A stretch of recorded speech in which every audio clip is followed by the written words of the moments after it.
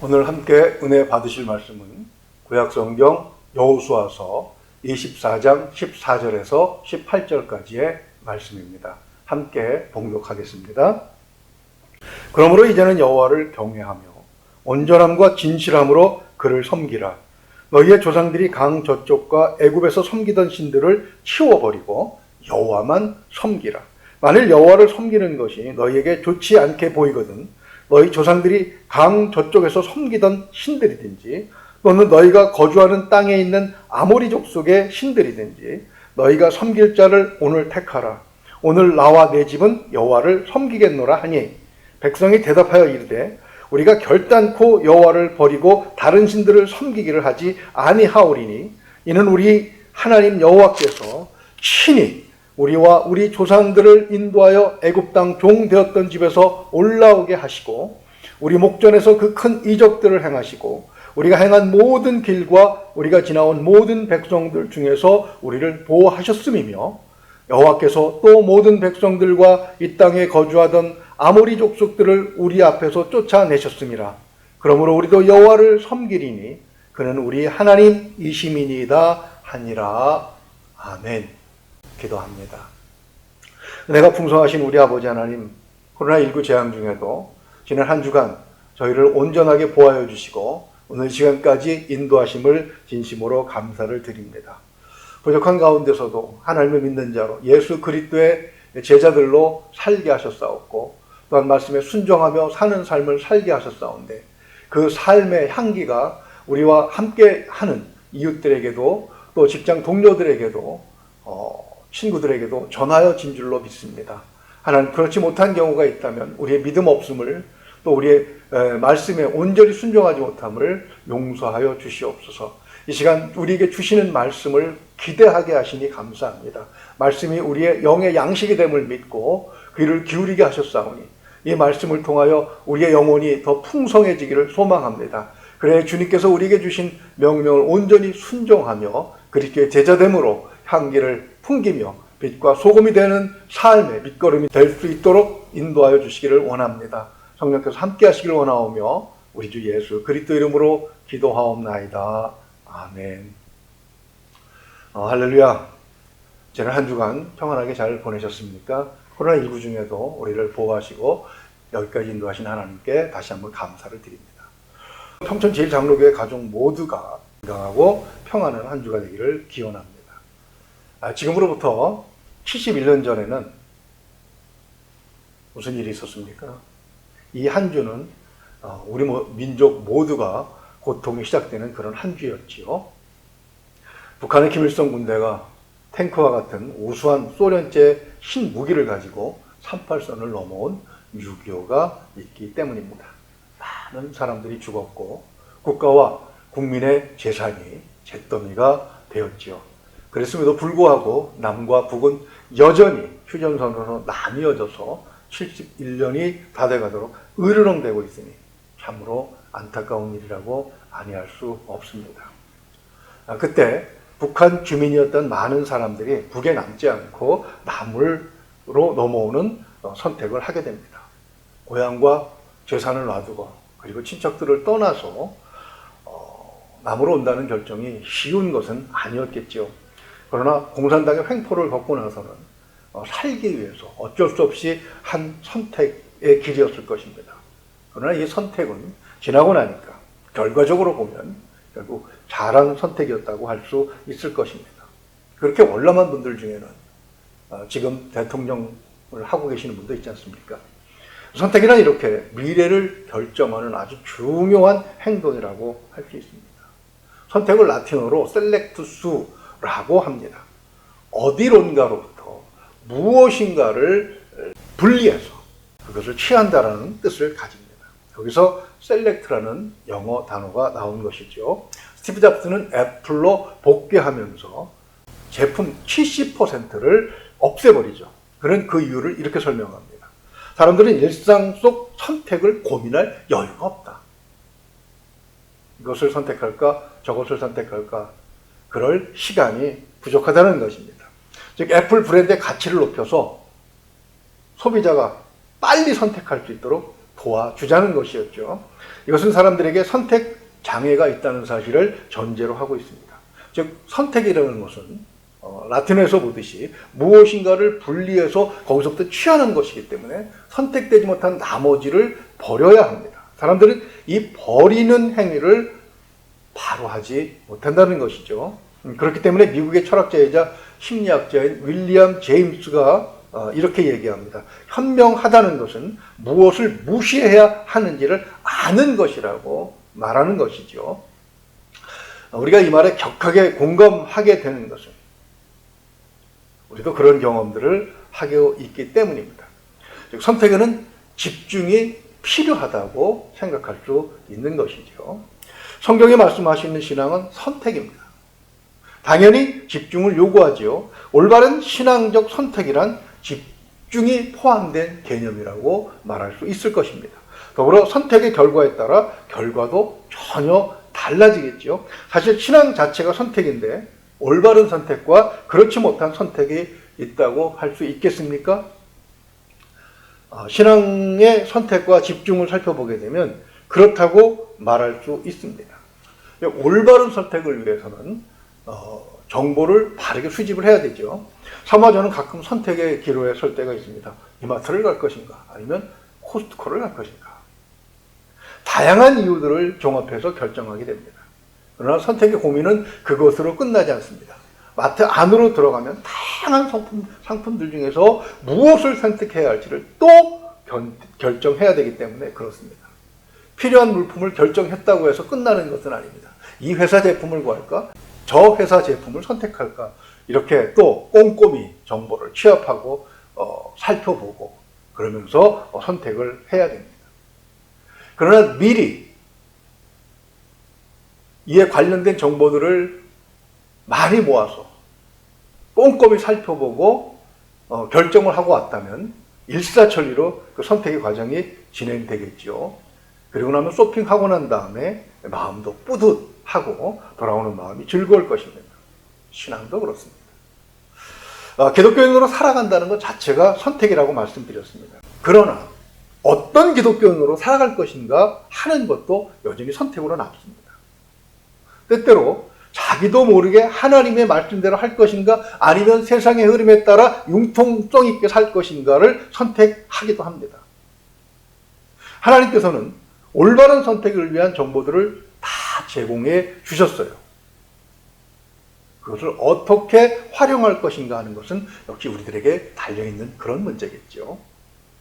여호수아는 자기에게 죽음이 다가오는 것을 보면서 이스라엘의 리더들, 우두머리들을 불러 모읍니다. 그는 그들에게 하나님께서 이스라엘을 어떻게 돌보셨는지, 어떻게 인도하셨는지 그 결과가 무엇인가를 압축해서 설명합니다. 그것이 23장과 24장이죠.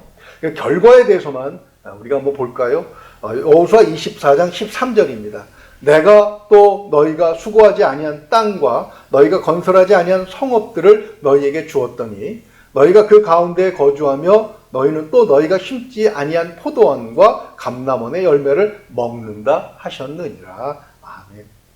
즉 무엇인가를 선택하고 결정할 때 하나님께서 지금까지 행하신 일들을 먼저 생각해 보라는 것입니다. 하나님께서 애굽에서 고생하고 있는 히브리 노예들을 해방시키기 위해서 행하신 기적, 사람이 절대로 살 수 없는 광야에서 그들을 40년간 이끌어 오시면서 행하신 기적들, 그리고 가나안 땅으로 오셔서 이 땅을 제공하시기까지 하나님께서 이스라엘을 위해서 베푸신 일들, 그것들을 돌이켜보면 선택은 저절로 이루어지지 않겠느냐? 그렇게 말씀하시는 것이죠. 이게 잘 안 되는 이유는 바로 집중을 못하기 때문입니다. 올바른 선택을 위해서는 선택한 것에 집중해야 된다는 것이죠. 여호수아가 백성의 리더들을 위해 이런 이야기를 하는 것은 바로 14절 내용을 권면하기 위한 것입니다. 그러므로 이제는 여호와를 경외하며 온전함과 진실함으로 그를 섬기라. 너희의 조상들이 강 저쪽과 애굽에서 섬기던 신들을 치워버리고 여호와만 섬기라. 아멘. 여호수아는 백성의 리더들에게 선택을 요구하고 있을 뿐만 아니라 선택에 따르는 필수적인 행위까지도 요구하고 있는 것입니다. 즉 여호와를 섬기기로 했다면 경외함으로 섬기고 온전함으로 섬기고 그리고 진실하게 섬기라는 것입니다. 그 결과는 어떻게 드러납니까? 다른 신들은 쳐다도 안 보는 것이죠. 조상들이 섬겼던 신들을 다 내쳐버리는 것이죠. 경외함이란 하나님을 두려워하는 마음입니다. 하나님을 경외한다고 하면서 어떻게 다른 신을 기웃거릴 수가 있겠습니까? 그것은 모순이죠. 그것은 온전한 것, 즉 퍼펙트한 것이 아닙니다. 온전하지 않은데 어떻게 진실하다고 말할 수 있겠습니까? 그래서 집중을 요구하는 것이죠. 하나님을 선택했다면 하나님께 집중해야 하는 것이 올바른 선택이라고 할 수 있는 것입니다. 고린도전서를 연구하다 보면 로마 시대 가정이 어떠했는지를 저절로 파악하게 됩니다. 우리가 지금 생각하는 것처럼 일부 일처하면서 검은 머리 팥뿌리가 되도록 그렇게 화목하게 사는 그런 가정은 굉장히 희귀한 경우에 속하지 않았나 싶을 정도로 심각했습니다. 교회 안에도 가정 파탄이 큰 문제가 되었던 것 같아요. 그것은 배우자에게 집중하지 않기 때문에 발생하는 그런 문제들이었습니다. 간음, 이혼, 심지어 동성애까지 사도들을 비롯해서 교회를 이끌어가는 리더들에게 큰 고민을 안겨주었던 것입니다. 하나님께 집중하지 않는다면 이와 마찬가지로 하나님과 그 백성과의 관계도 파탄에 이를 수밖에 없는 것이죠. 그래서 올바른 선택을 위해서 우리는 믿음을 바르게 가져야 됩니다. 신앙 안에서 올바른 선택에는 믿음이 크게 작용한다는 의미입니다. 우리 15절을 한번 읽어볼까요? 만일 여호와를 섬기는 것이 너희에게 좋지 않게 보이거든 너희 조상들이 강 저쪽에서 섬기던 신들이든지 또는 너희가 거주하는 땅에 있는 아모리 족속의 신들이든지 너희가 섬길 자를 오늘 택하라. 오늘 나와 내 집은 여호와를 섬기겠노라 하니 아멘. 여호수아는 이스라엘의 조상들이 요단강을 건너기 전에 우상을 섬겼다고 폭로합니다. 애굽에서 노예로 살던 시절 주인들을 따라서 애굽의 신들을 섬겼던 과거도 포함됩니다. 왜 그들이 하나님께서 택하신 백성임에도 애굽의 우상들을 따르고 섬겼습니까? 노예 생활을 하면서 하나님께 대한 믿음을 잃어버렸기 때문입니다. 노예로 사는 삶은 주인의 뜻에 따라 사는 인생이라는 의미를 갖지요. 자기 것이 없습니다. 끌려다니는 삶입니다. 히브리 노예들에게 보이지 않으시는 하나님보다는 보이는 애굽의 주인들이 더 무서웠겠죠. 자신들에게 일을 시키고 먹을 것을 주고 그리고 숙소도 제공하고 결혼도 시켜줍니다. 물론 주인의 기분이 좋지 않으면 채찍이 날라오죠. 주인이 원하는 만큼의 일을 해놓지 않으면 역시도 고통을 당해야 합니다. 자유가 없는 자들에게 신앙도 사치겠죠. 자유가 없는데 어떻게 신앙의 자유를 누릴 수 있겠습니까? 그런데 왜 너희가 거주하는 땅에 있는 신들을 거론하고 있는 것입니까? 과거가 아니라 현재에도 그럴 가능성이 있다는 것이죠. 이스라엘은 가나안 땅에 들어와서 주권 국가가 됩니다. 노예가 아니라 자유로운 신분이 된 것이죠. 그러나 자유가 밥을 거저 먹여주진 않습니다. 목축도 해야 되고 농사도 지어야 됩니다. 그러나 때때로 자연재해가 들어오기도 하고 그리고 이웃 국가의 공격을 받기도 합니다. 이때 사람들은 하나님을 바라고는 자유인의 삶을 버리고 그리고 그런 재해와 여러 가지 어려운 일에 구속당하게 됩니다. 현실의 족쇄가 매이는 것이죠. 이것을 이기는 방법은 지금까지 지켜주신 하나님께서 앞으로도 지켜주실 것을 믿는 믿음입니다.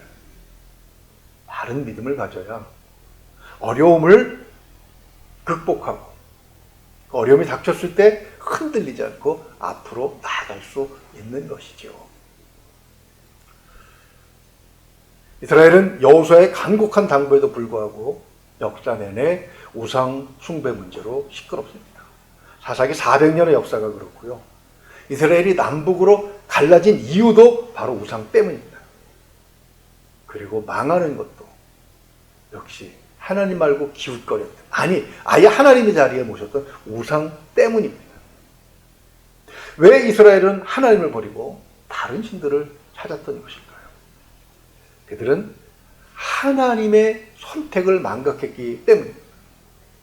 하나님께서 아모스 선지자를 통해서 한탄하신 말씀 속에 그 답이 있는데요. 아모스 3장 2절입니다. 내가 땅의 모든 족속 가운데 너희만을 알았나니 그러므로 내가 너희 모든 죄악을 너희에게 보응하리라 하셨나니. 아멘. 하나님께서는 이스라엘을 선택하시고 이스라엘에게 집중하셨습니다. 이스라엘은 그런 하나님을 외면하고 이쪽 저쪽의 우상들에게 기웃거리다가 망해버린 것입니다. 그렇다면 이스라엘은 하나님께서도 선택하실 수 있다는 사실을 몰랐던 것인가요? 그렇지 않죠. 오늘 우리가 읽어본 여호수아서 24장 17절과 18절에서 분명히 그들은 고백하지 않습니까? 그런데 왜 그들은 하나님을 버리고 다른 신을 선택한 것입니까? 그 해답은 다음에 나오는 사사기 2장 10절에서 찾을 수가 있습니다. 그 세대의 사람도 다 그 조상들에게로 돌아갔고 그 후에 일어난 다른 세대는 여호와를 알지 못하며 여호와께서 이스라엘을 위하여 행하신 일도 알지 못하였더라. 아멘. 여호수아가 죽은 후 우리가 지나온 모든 백성들 중에서 우리를 보호하셨음이며 여호와께서 또 모든 백성들과 이 땅에 거주하던 아모리 족속을 우리 앞에서 쫓아내셨음이라는 사실을 알던 시대는, 그런 세대는 다음 세대에게 이 사실을 가르쳐주지 않고 세상을 떠났다는 것입니다. 왜 가르쳐주지 않았던 것일까요? 그것은 받은 도움은 쉽게 잊혀지기 때문이기도 합니다. 우리는 때때로 오늘 우리가 있기까지 다른 누군가의 공로가 있었다는 사실을 잊을 때가 많습니다. 가깝게는 부모가 없이 세상에 있는 사람이 있을 수 없고 스승이 있어 지식을 쌓을 수 있었지요. 그런 사실을 잊을 때가 많습니다. 그러니 시간적으로 멀고 거리가 먼 곳에서 우리를 도운 사람들이 있다는 것, 그의 도움 때문에 우리가 오늘 평화를 누린다는 사실을 잊는 것은 너무나도 쉬운 일입니다. 외왕에서 수원으로 넘어가는 지지대고개에는 프랑스군 참전비가 있습니다. 참전비 옆으로 백운산으로 올라가는 등산로가 있습니다. 우담바라산을 거쳐 청계산으로 해서 다시 오항으로 내려오는 그런 코스가 있어서 자주 찾았던 그런 곳입니다. 참전비 옆을 지나면서 그 참전비에 써있는 문구들을 보면서 이런 질문을 한번 해봤어요. 이 사람들은 무엇을 위해서 이 먼 곳에 와서 자신들의 고귀한 생명을 바친 것인가? 세계 제2차 대전이 끝난 지 5년 겨우 지났습니다. 자국의 피해도 복구하기 어려운 상황인데 그들은 먼 타국에 와서 또 생명을 바쳐서 무엇을 지키려고 했던 것입니까? 참전비에는 그렇게 써 있습니다. 한국의 안전과 자유를 수호하기 위하여 정의의 십자군으로 파병되었다는 것이죠. 아마도 구소련의 공산당이 비대해지는 것을 막고 세계 평화를 지켜내자는 그런 결의가 있었겠죠. 이유가 무엇이든 우리는 그들의 도움으로 오늘 여기까지 온 것을 잊어서는 안 됩니다. 하나님께서는 다양한 방법으로 선택하신 자기 백성을 위해서 일을 하십니다. 눈에 보이는 것들조차 시간이 지나면 잊혀지기가 쉬운데 보이지 않는 하나님을 온전히 기억하면서 우리를 향하신 선택과 집중에 감사하며 산다고 하는 것, 사실 이것은 그렇게 쉬운 일은 아닙니다. 이스라엘이 정착해서 살아가는 동안 사실 늘 평온하지 않았다고 말씀드렸죠. 자연재해도 있었고 외적의 침입도 있었죠. 무엇보다도 인간이 가지는 욕심이 공동체 안에서 서로 부딪혔을 때 갈등이 발생합니다. 그것이 사실은 외부에서 오는 것보다 자연재해보다 더 큰 문제였습니다. 이렇게 이리 부딪히고 저리 부딪히면서 삶의 무게에 짓눌려 허우적거리다 보면 하나님을 찾는 시간이 줄어들게 되고 그렇게 거리가 멀어지게 되면 마음도 멀어지는 것이죠. 그러나 하나님을 기억해야 하는 이유가 있습니다. 그것은 우리가 하나님께 피택되어야 할 순간들이 많기 때문입니다. 바사제국의 왕 아하수에로가 다스릴 때 유대인들은 절대절명의 위기에 처하게 됩니다. 유대인을 원수로 하는 아각 사람 하만이 대신이 되어서 온 유대인을 다 진멸할 수 있는 허락을 왕에게 받아 냈기 때문이죠. 이 위기의 순간에 하나님께 피택되어 자기 민족을 구한 사람이 바로 에스더인 것, 우리는 다 알고 있죠. 에스더가 왕궁의 법도를 들어서 망설일 때 모르드게는 에스더 4장 14절에서 이렇게 그를 설득합니다. 이때 내가 만일 잠잠하여 말이 없으면 유다인은 다른 데로 말미암아 노임과 구원을 얻으려니와 너와 내 아버지 집은 멸망하리라. 네가 왕후의 자리를 얻은 것이 이때를 위함이 아닌지 누가 알겠느냐 하니 아멘.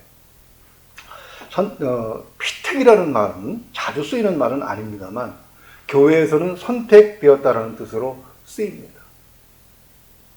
예수님께서 말씀하셨죠. 너희가 나를 선택한 것이 아니라 내가 너희를 선택해서 세우셨다고 말씀하셨습니다. 왜 자신이 피택되었는지를 망각해서 자리를 잃어버린 대표적인 인물은 이스라엘의 초대 왕이었던 사울입니다. 그는 하나님께서 자신을 선택했다는 그런 사실보다는 그에게 주어진 왕권에 더 가치를 두는 어리석음을 범합니다. 선택하신 하나님께서 모든 것을 책임지실 것임을 그는 믿지 않고 그리고 자신의 힘으로 왕권을 유지하기 위해서 발버둥을 치는 것이죠. 그래서 하나님은 사울 대신에 다윗을 택하시게 됩니다. 다윗은 하나님의 선택을 믿었기 때문에 하나님께서 주신 고난도 함께 받았습니다.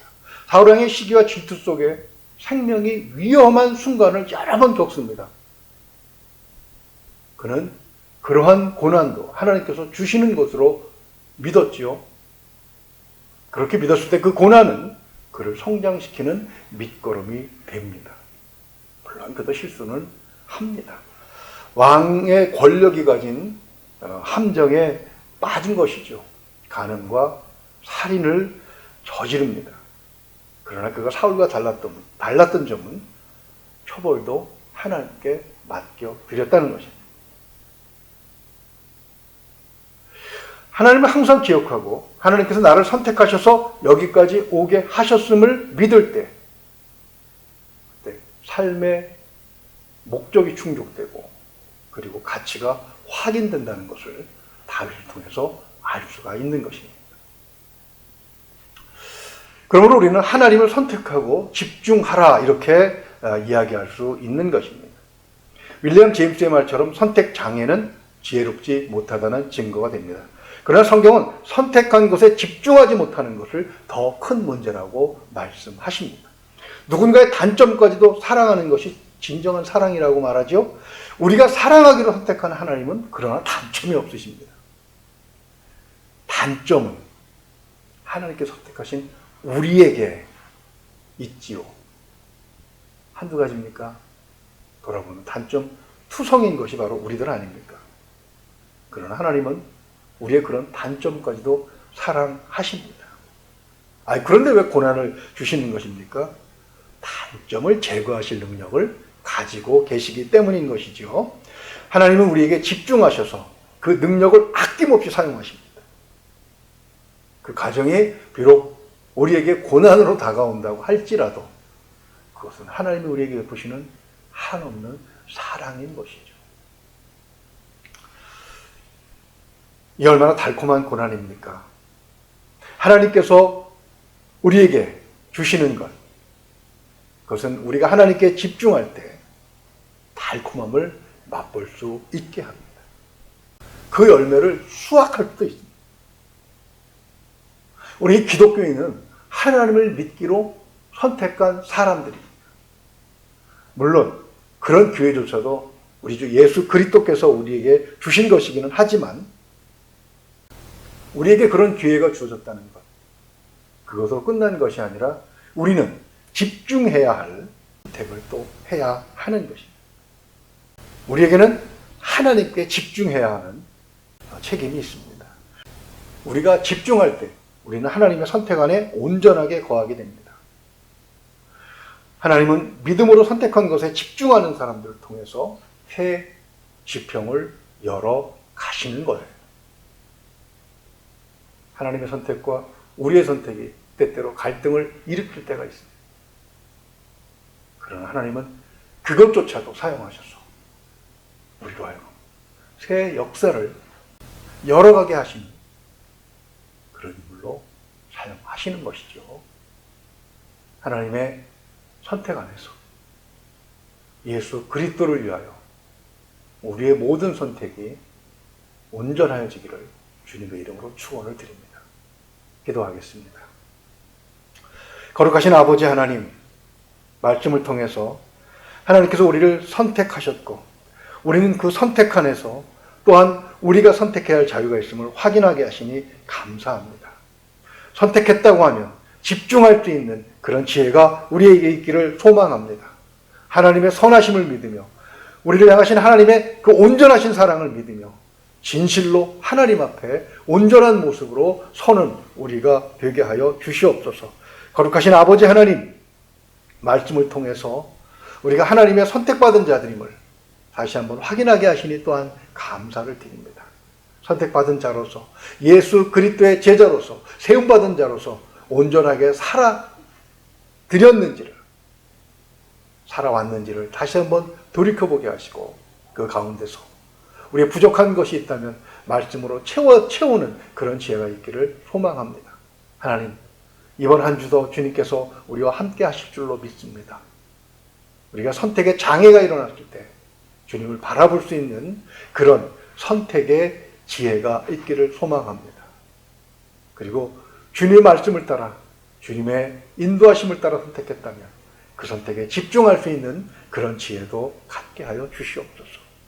그래야 한 주가 끝났을 때 하나님께서 우리에게 주시는 귀한 선물들이 얼마나 크고 아름다운 것인가를 확인하는 그런 삶이 되기를 소망합니다. 이번 주에도 이기는 삶이 되게 하여 주시옵소서. 믿고 의지하며 우리 주 예수 그리스도 이름으로 기도하옵나이다. 아멘.